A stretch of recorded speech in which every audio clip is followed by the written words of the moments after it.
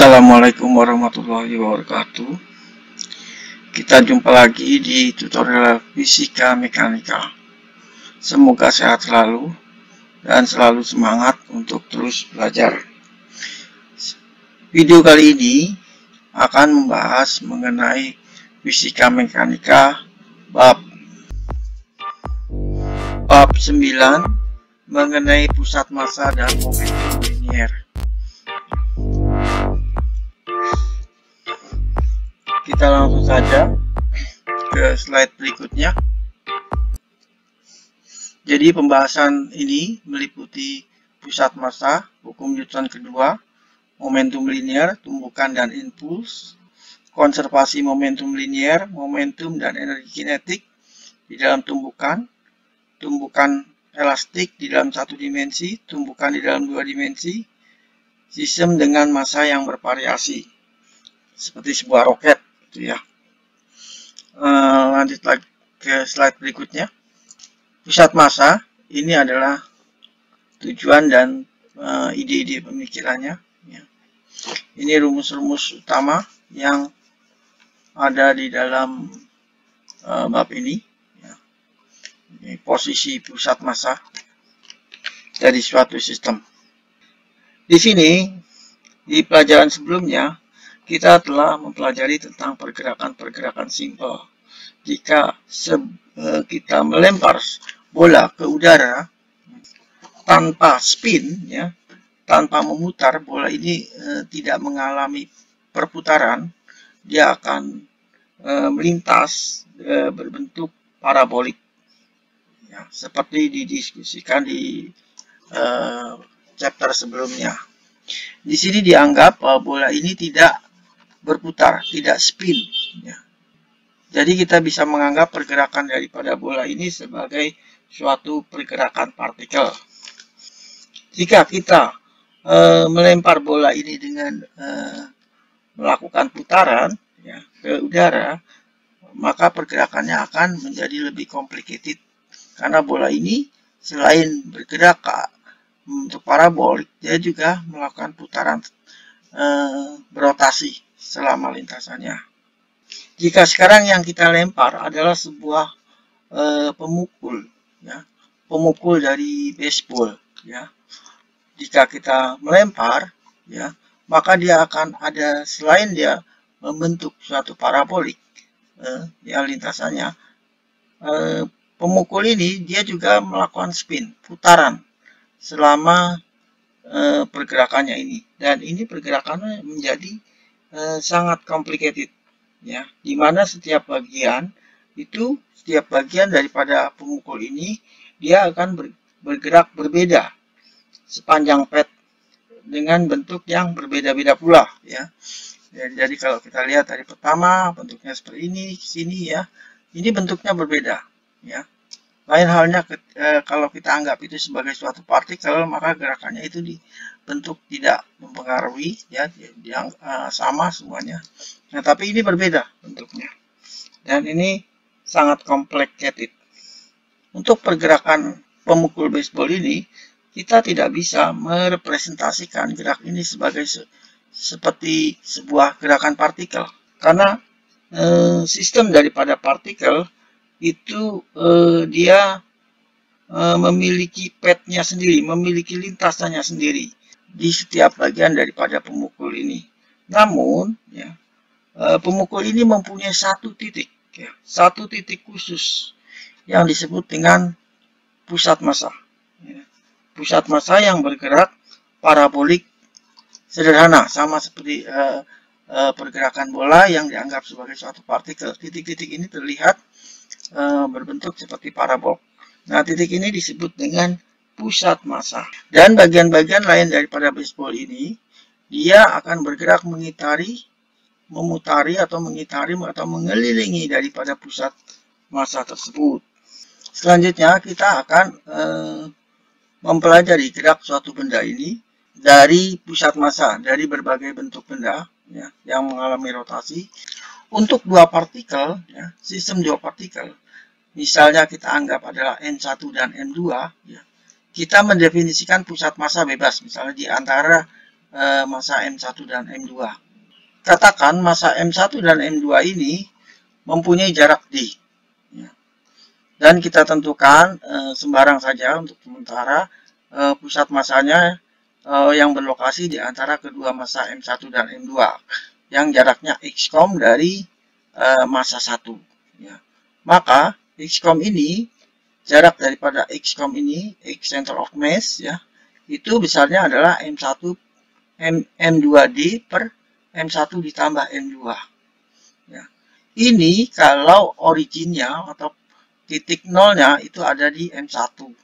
Nah, jika titik nolnya itu tidak di M1, di tempat lain, di sembarang tempat sepanjang aksis kedua massa itu, katakan misalnya seperti gambar ini di sini, di mana M1 mempunyai jarak x1 dan jarak antara M1 dan M2 adalah D. Ya, jarak M2 dengan titik nol ada x2.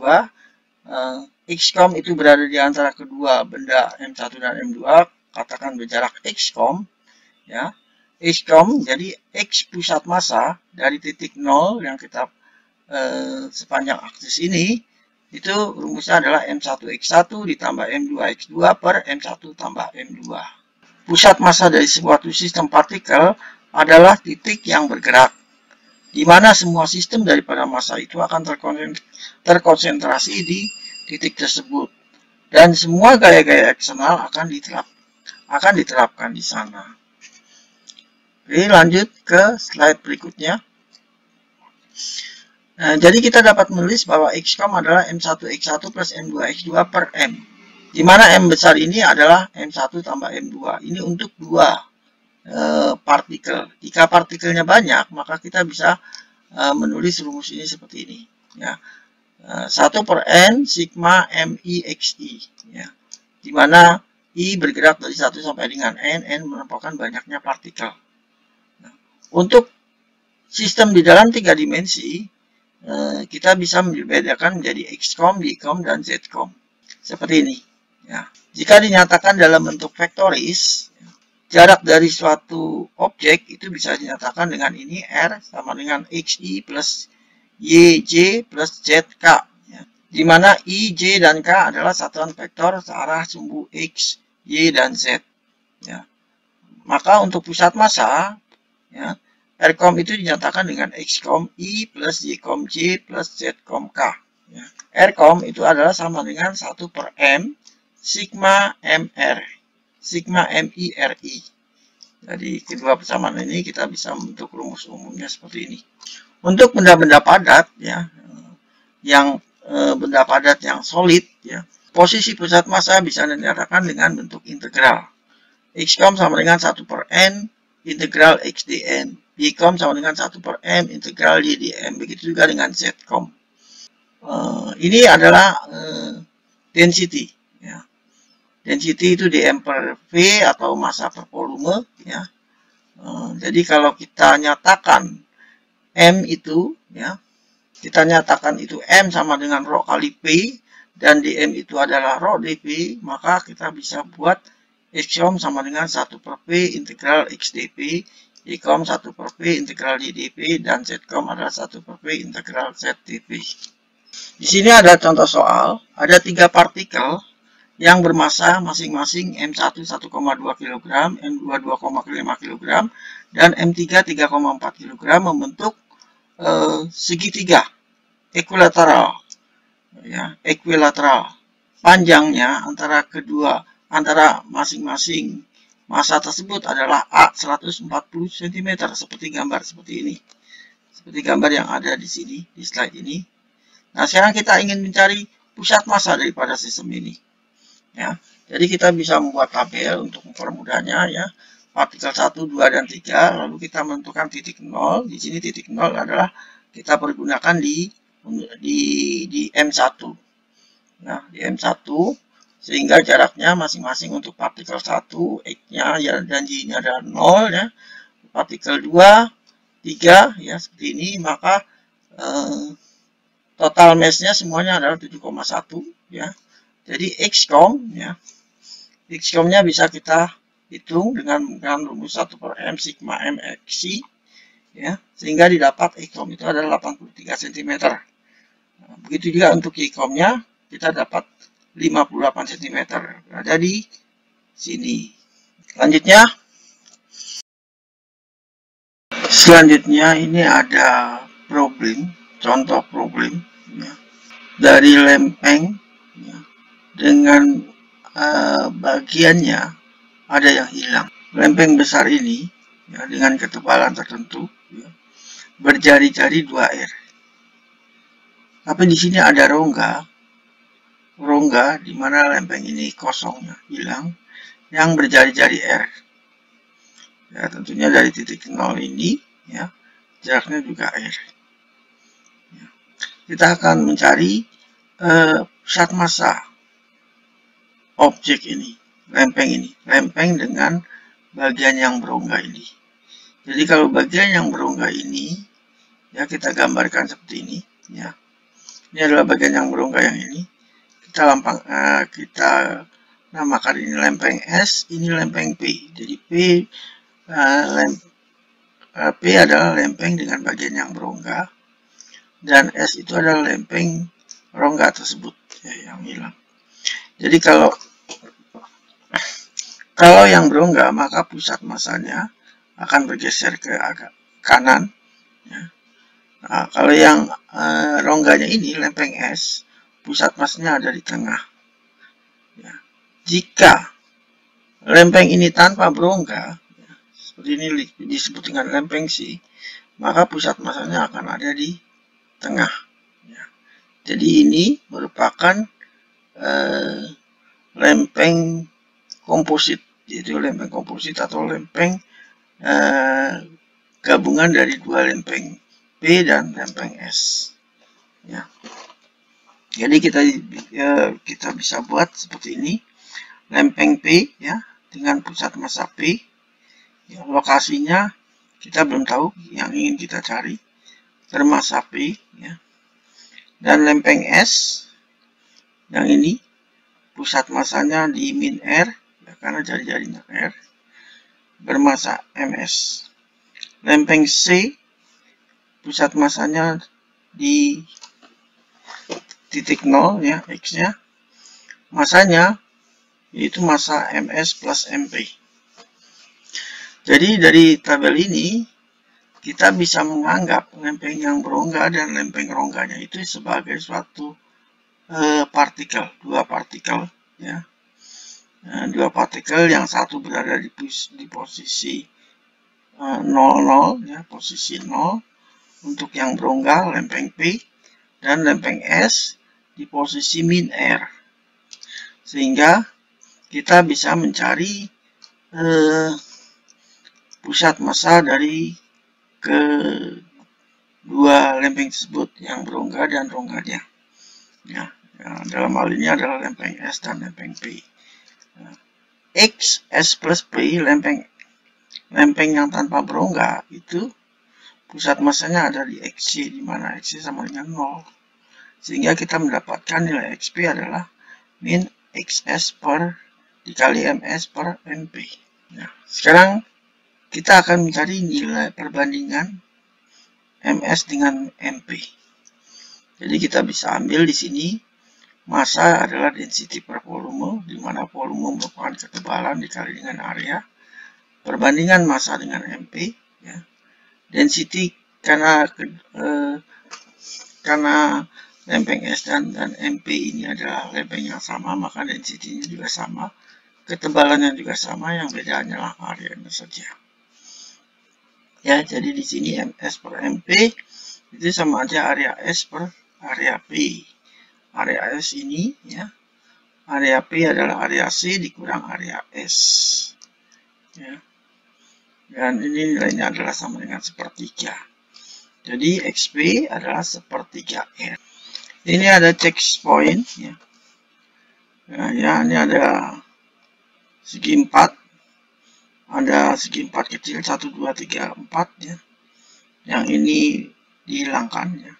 Sekarang pertanyaannya adalah pusat massa jika segi 4 ini utuh ya, jadi 1 2 3 4-nya masih ada.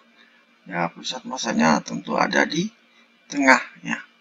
Nah, kalau segi 4 yang satu ini dihilangkan ya, maka pusat masanya akan ada di kuadran keempat. Kalau ini kuadran 1. Jadi ini adalah kuadran 1, kuadran 2, kuadran 3, dan kuadran 4. Jadi kalau 1 dihilangkan, maka dia akan ada di kuadran keempat. Kuadran keempat berada di diagonalnya ini. Di diagonalnya ini ya. Nah, kalau yang 1, 2 dihilangkan, maka dia akan berada di antara kuadran 3 dan 4, berada di sumbu Y agak ke bawah. Kita di sinilah ya. Ini kalau 1, 2 dihilangkan. Kalau 1, 3 yang dihilangkan, maka dia tetap ada di tengah. 1, 2, 3 dihilangkan, maka ada di kuadran ketiga.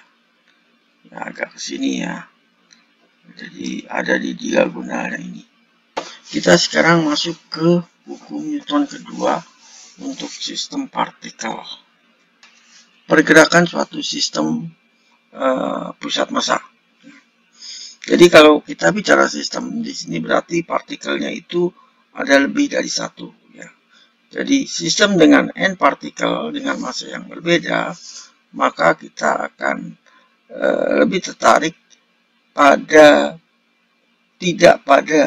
tidak pada pergerakan masing-masing partikel, tetapi hanyalah pada pergerakan pusat massa daripada sistem tersebut. Pusat massa hanyalah sebuah titik yang bergerak seperti partikel, di mana massanya adalah sama dengan total massa daripada sistem itu. Kita dapat mengetahui posisi, kecepatan, dan percepatan dari pusat massa tersebut. Yang selanjutnya, kita akan nyatakan bahwa vektor persamaan yang membentuk gerak pusat massa pada sistem partikel adalah berbentuk Fnet sama dengan ma.com. Ya. Ini adalah sistem partikel. Jadi kalau kita lihat persamaan ini adalah persamaan hukum Newton kedua untuk pergerakan pusat massa sistem partikel. Perhatikan bentuk ini adalah sama seperti dari persamaan Newton, yaitu Fnet sama dengan ma ya, untuk pergerakan partikel tunggal. Di sini kita akan melihat ada 3 kuantitas ya, Fnet, m, dan akom ya, di mana Fnet ini adalah gaya net dari semua gaya eksternal yang berlaku pada sistem tersebut ya. Jadi gaya pada bagian sistem dari bagian lain dari sistem itu tidak dilibatkan ya. M adalah total massa sistem ya. Dengan mengasumsikan bahwa tidak ada massa yang masuk atau massa yang keluar daripada sistem, atau dikatakan dalam sistem adalah tertutup ya. M tetap konstan. Akom adalah percepatan daripada pusat massa sistem ya, percepatan daripada pusat massa sistem. Persamaan ini tidak memberikan arti percepatan pada titik lainnya daripada sistem tersebut. Jadi persamaan ekivalen untuk 3 persamaan ya, yang melibatkan Fnet dan akom untuk 3 koordinat. Untuk 3 koordinat aksis itu adalah Fnet X, ma, kom X ya, Fnet Y, ma, kom Y, dan seterusnya sampai Z. Di sini kita melihat sebuah roket. Katakan saja roket kembang api begitu ya. Di mana roket ini diluncurkan ya. Ketika diluncurkan dia di dalam perjalanan dia akan meledak ya. Di sini roket itu bergerak dengan pusat massa yang berbentuk seperti ini, parabolik ya. Karena ledakan ini ya, maka ini karena adanya gaya-gaya di dalam internal daripada roket tersebut. Seandainya ledakan itu tidak terjadi, maka roket itu tetap akan jatuh bergerak terus sesuai dengan pusat massanya ini. Begitu juga ini ada contoh seorang penari balet. Ketika dia lompat, headnya, kepalanya, ini dia sebenarnya ketinggiannya tidak berubah, sama. Ini dari yang gambar pertama, kedua, dan ketiga. Di sini pusat massanya ada di sini. Ketika kakinya ini direntangkan, maka tangannya dia naikkan ke atas, sehingga pusat massanya menjadi naik. Kemudian ketika tangannya diturunkan, pusat massanya menjadi turun. Jadi seolah dia bergerak membentuk elip juga ya, membentuk lengkungan. Jadi seolah-olah balet ini dia terbang, melayang, floating ya. Padahal sebenarnya dia tidak, karena ketinggian kepala. Kita lihat di sini kepalanya mempunyai ketinggian pada level yang sama. Lanjut ya. Ini ada contoh problem ketika partikel, sistem dari 3 partikel ya, yang awalnya dalam keadaan diam, kemudian masing-masing itu mengalami gaya luar, sehingga ketiga partikel ini memiliki gaya yang arahnya seperti pada gambar seperti ini. Benda 1 4 kg mengalami gaya yang ke arah kiri. Ini benda 2 membentuk sudut 45 derajat. F2 masanya 8 kg. Dan yang ketiga 4 kg bergerak ke kanan horizontal. Andaikan pusat massanya itu ada di sini, maka kita bisa menggerakkan gaya-gayanya ini ya, menggeser ya ke arah pusat massanya seperti ini. F1, F2 dan F3. Sehingga Fnet-nya adalah ini. Dan total massanya adalah 48 tambah 4 jadi 16 kg. Jadi dengan menerapkan hukum Newton ya, untuk pusat massa kita bisa menulis Fnet sama dengan MAcom, di mana Fnet-nya adalah total gaya-gaya secara vektoris ya. Dan Acom-nya, percepatan pusat massanya, adalah total gaya-gaya vektoris per n. Besar untuk arah X itu sebesar 1,03. Dan sepanjang sumbu Y itu 0,530. Besar daripada pusat massanya, percepatan pusat massanya ya tinggal dikuadratkan akar sehingga kita dapat 1,2 meter per detik kuadrat, membentuk sudut 27 derajat.